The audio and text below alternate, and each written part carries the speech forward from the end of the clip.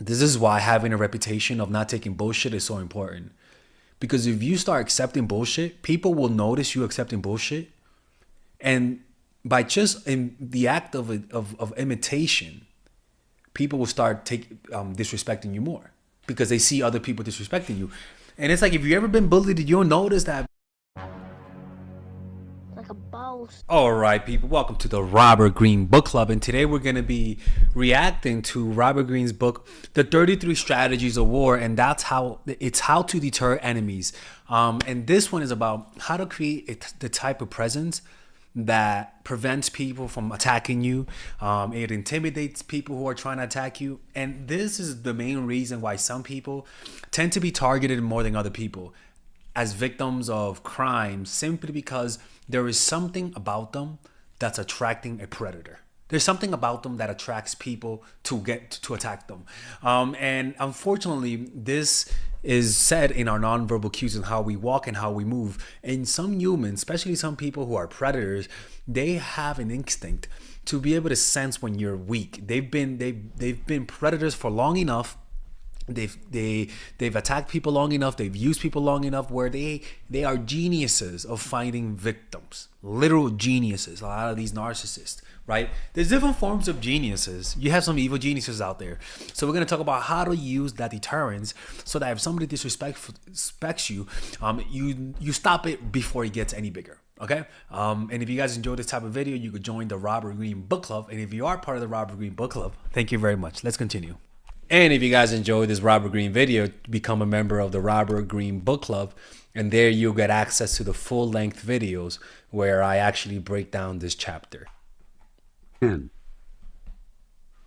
Create a threatening presence. Deterrence strategies. The best way to fight off aggressors is to keep them from attacking you in the first place. To accomplish this, you must create the impression of being more powerful than you are. Build up a reputation. You're a little crazy. Fighting you is not worth it. You take your enemies with you when you lose. Create that's why and make it credible with it. That's why people don't fight people who have nothing to lose, because those types of people are dangerous. Like people who are in prison, right? Who have death row. You don't want to fight that person. A few impressively violent acts. Uncertainty is sometimes better than overt threat. If your opponents are never sure what messing with you will cost, they will not want to find out. And so the way to do that is you become predictable when they see you and they understand you from the jump, right? When you only show them one side of your personality. But you become harder to read if you get in touch and allow yourself to feel the parts of you that are more aggressive, that are the harder parts of your personality. And unfortunately, that comes down to you facing your fears and slowly learning how to be literally more aggressive. And this is only for people who are passive. This is not for the Terminators out there who love confronting people. This is not for you, Jessica, the Puerto Rican girl, none of that kind of stuff, okay? Jose, the Puerto Rican, no, stop it, okay? This is not for you. This is for freaking Melissa, the white girl, fucking Bob, the programmer. Sounds like they're all white.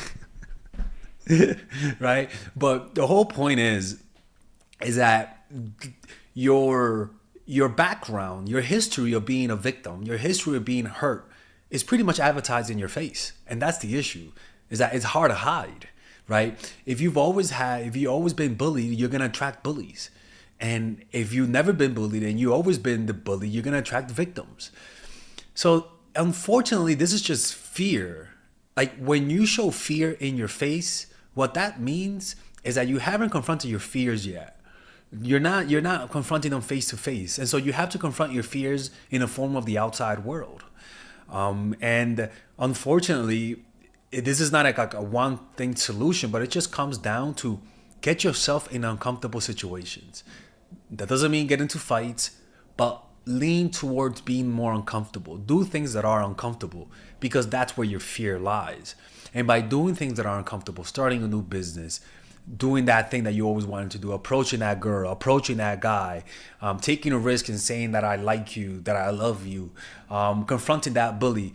Those little moments of fear that you force yourself to do, force yourself to confront, over time will slowly change your demeanor, because your demeanor and the way that you walk is a reflection of you. And unfortunately, the only way for you to really change from somebody who gets disrespected, doesn't get the respect, comes. Instead of threatening, play on people's natural paranoia. This is big. Instead of threatening your opponents openly, you take action that is indirect and designed to make them think. This might mean using a go-between to send them a message, to tell some disturbing story about what you are capable of. Or maybe you let them spy on you, only to hear something that should give them cause for concern. This is Making your why enemies think. this is why having a reputation of not taking bullshit is so important. Because if you start accepting bullshit, people will notice you accepting bullshit, and by just in the act of imitation, people will start disrespecting you more because they see other people disrespecting you. And it's like, if you ever been bullied, you'll notice that the kids who get bullied by more people. Weakness, unfortunately, draws predators. It draws people's desire to manipulate you. That's just how people are. Think they have found out that should give them cause for concern. Making your enemies think they have found out you are plotting a countermove is more effective than telling them so yourself. Make a threat, and you may have to live up to it, but making them think you are working treacherously against them is another story. The more veiled menace and uncertainty you generate, the more their imaginations will run away with them, and the more dangerous an attack on you will seem. Establish a frightening reputation. This reputation can be for any number of things: being difficult, stubborn, violent, ruthlessly efficient. Steve Jobs had the reputation of being difficult. But the point is that if you tell your partner that you were played, if you tell your partner that you were abused, if you take, like, especially in the beginning, and you give off that victim vibe, that might attract the wrong person. That's why I keep that type of information for much later on. Because if you tell someone that you were easily manipulated, I'm telling you, people, you'd be surprised how often people would then start to manipulate you because you confess it's easy to manipulate you. Like, people do that type of stuff, and a lot of people get shocked when I say that, but it's just human nature. Like, it's just human nature. You don't really know what people want, you know? So saying that type of stuff might perk the ear off of the wrong person. To create this image, you may every now and then have to play a bit rough, but eventually it will become enough of a deterrent to make those occasions rare. It will be an offensive weapon, scaring people into submission before they even meet you. In any event, you must build your reputation. Yeah, and he talks about how to develop that Carefully, allowing no inconsistencies. Any holes in this kind of image will make it worthless. And amongst your friends, you got to have that reputation of somebody who doesn't take shit from people, especially when they're recommending you for a relationship, because you want them to say you're not easy. You want them to say you don't take shit. But if they know you as a person who's always getting played, who's always getting used, who's always complaining about the partner who keeps disrespecting them, then how the hell do you think they're going to talk about you when they're recommending you to somebody else? Like, them describing you to somebody is just going to make them salivate to use you. So realize that demanding respect from this person doesn't just stop there. Because we're all in a web, and we're all interconnected. And somebody's respect for you increases the other person's respect for you. But somebody's disrespect for you increases the next person's disrespect for you, because we can sense things. They may see other people disrespect you, but also they will see the battle scars of disrespect in your face and in your nonverbal cues. Deterrence and reverse intimidation in practice. King Edward I of England was a fierce 13th century warrior king who was determined to conquer all of the British Isles. To stop what seemed inevitable, Robert the Bruce evolved a novel strategy. When the English attacked, he did not take them on directly. He would have lost. Instead, he hit them indirectly, but where it hurt, doing exactly to the English what they were doing to him, ruining his country. He continued to play tit for tat until the English understood that every time they attacked Scotland, they would get a bloody nose in exchange. They would lose valuable farmland, be harassed, fight in abysmal conditions. They slowly lost their hunger for the fight, then finally gave up. The essence of this deterrence strategy is the following. When someone attacks you or threatens you, you make it clear that he will suffer in return.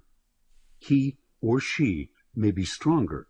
He may be able to win battles, but you will make him pay for each victory. It's almost like that's why we're so afraid of bees, because even though a bee can't kill us, it's still gonna hurt. So we're more afraid of the bee than the bee is of us. Or even like honey badgers, right? Animals don't attack honey badgers simply because honey badgers, yeah, it can't kill you. Yeah, go chop your balls off, yeah. But a honey badger can maim you. It may not kill you, but it's definitely gonna maim you. You may kill it, but you're gonna kill it while breaking your jaw or getting your balls bit out. Like that's what they do.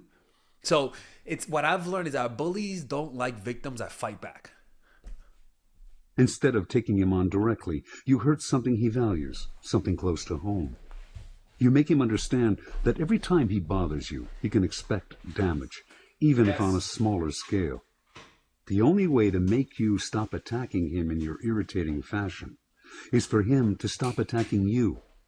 You are like a wasp on his skin. Most people leave wasps alone. Oh, there you go. There you go. There you go. I mean, holy shit, Robert Greene. I haven't listened to this part in years, so I did not remember that part, but that's very true. As long as you fight back, as long as you're willing to bring people down with you, you're feared. You know, and that takes a certain level of wisdom and irrationality, because you're making people think you're crazy in certain areas. Reversal.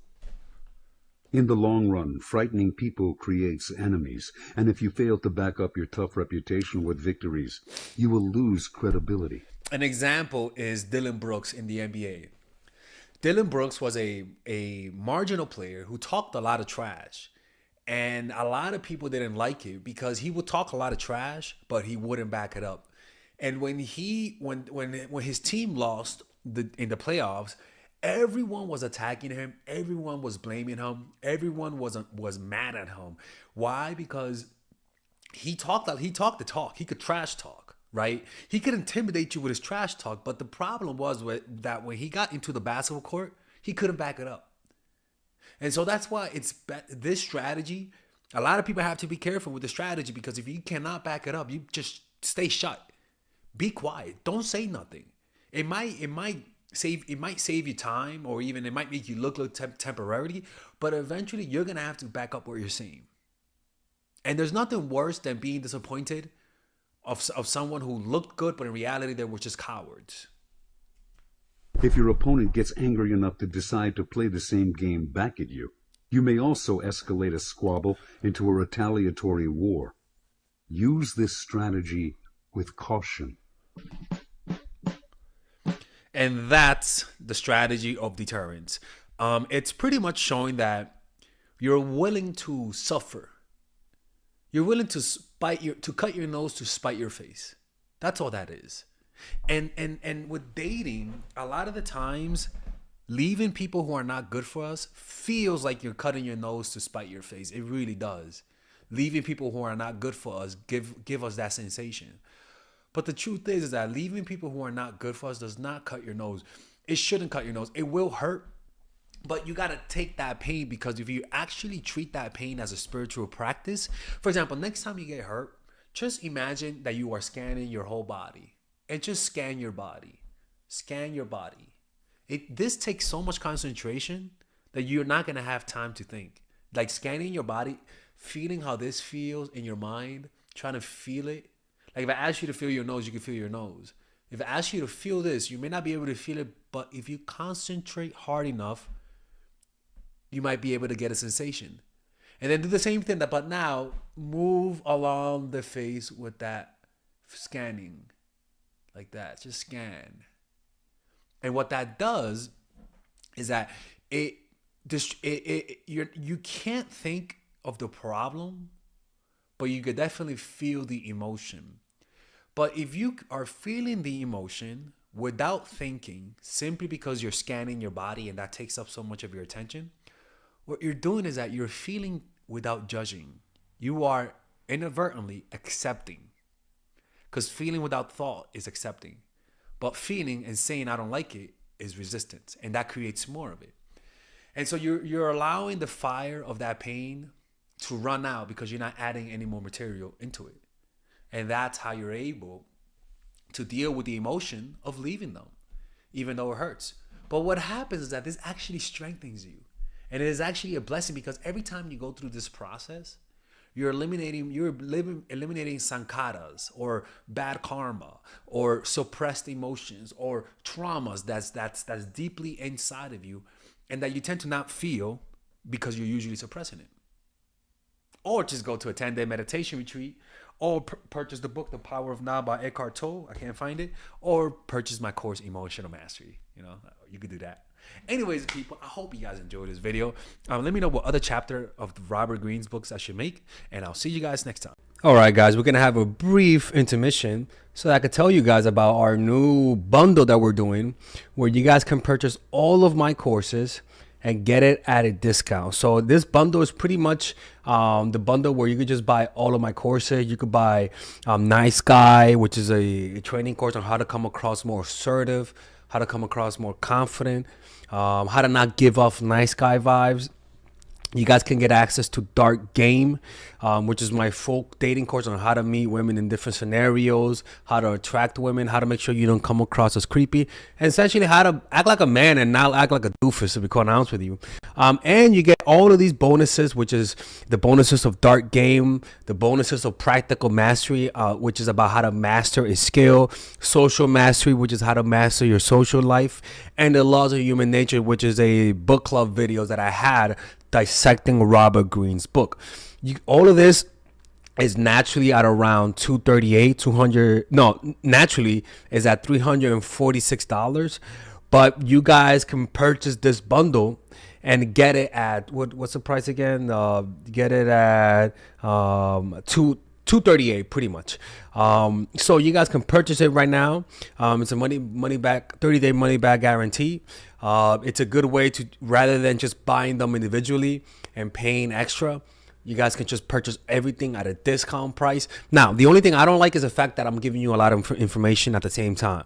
That makes me kind of scared because a lot of times people don't do the things that I teach when you get too much information.